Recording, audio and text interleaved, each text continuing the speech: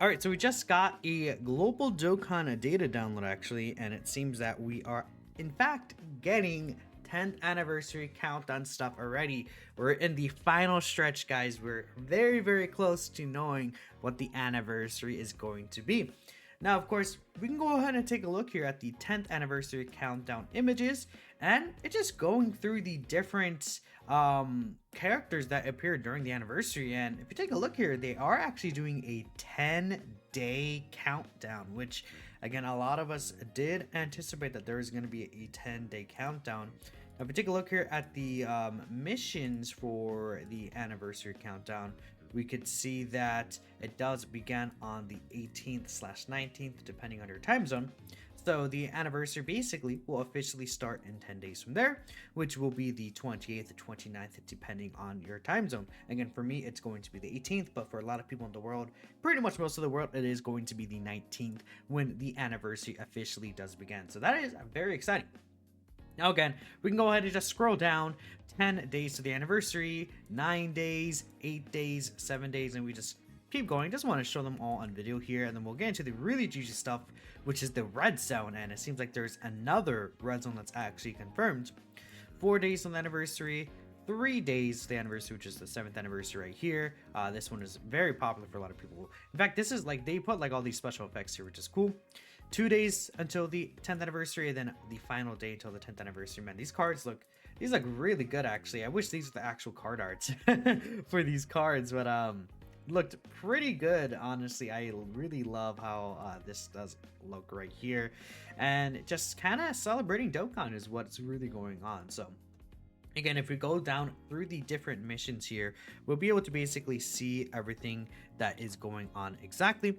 And I think again right here, first things first, we can see the Pettan battle. This was already in the data, so that's also really interesting that the Pettan battle stuff was already just in the data last week. If you guys don't remember, we had a lot of Future Saga and GT cards in there as well, so that's something you can go ahead and just keep in mind. This will be dropping during the anniversary countdown. So the 23rd will be the 4th day of the countdown, which, you know, is when the Super Saiyan 4 Goku is, and I guess this blue Goku's right there in this time frame. So sure, I guess maybe, I don't know, maybe it could mean nothing, who knows. And then here we get into the red zone. So it seems like on the 18th, when the countdown celebration does begin, we will be getting 3 stages of the Goku's Story Edition red zone. Now, something else that is happening is, if you take a look here at the actual ticket itself, they did not necessarily mess up, right?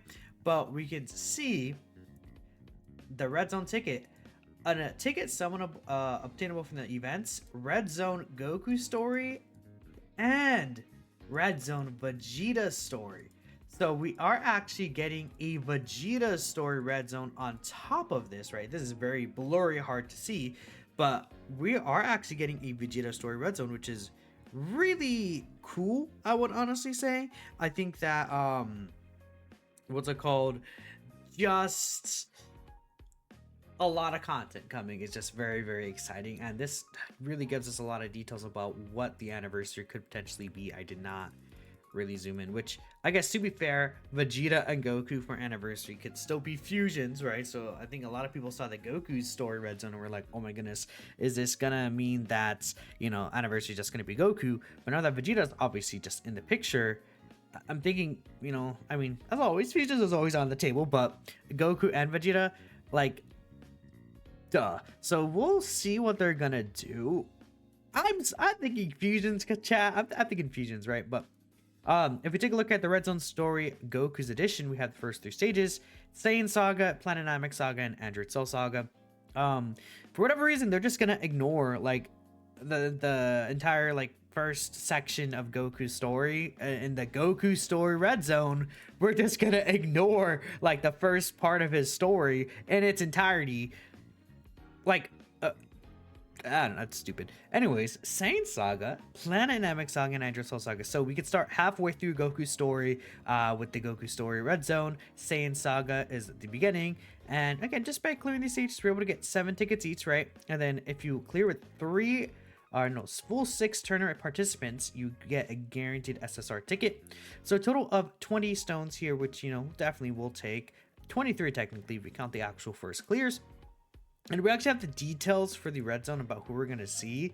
Now, it looks like we don't have the stats for the characters, so I'll just take a look here just cause we do have it and it's going to be available. Usually we have to wait, but we'll see, right? This is not like completely spoiling anything, right? So the Raditz, Nappa, Vegeta, and Gray Ape Vegeta. Take a look here. Raditz has 30% reduction from all types except STR. Nappa character locks and reduces damage received below a certain amount to 0. And then the Gray Ape Vegeta actually does the same thing, and it gets buffs with each turn pass. So we'll see how this one looks. I mean, dude, what are these stats? These stats either could be like crazy, or these stats are going to be like, yeah, they're actually doing like a 2 mil super attack, right? It is Saiyan Saga at the first stage, so who knows? We have Planet Namek Saga, which is the Ginyu Force, except they're like, yeah, you know, Guldo doesn't count. They could have put the Rakuma and Guldo card, man. Yeah. Okay. Chance to dodge here. Orb changing. Oh, Frieza locks and disables dodge. Okay. Then deals 10% enemy max HP as damage when not be KO'd. Performs a crit on super. Okay. Full power Frieza performs a crit on super, huh? Okay. Then we have this final one, which is the Android Cell Saga stage.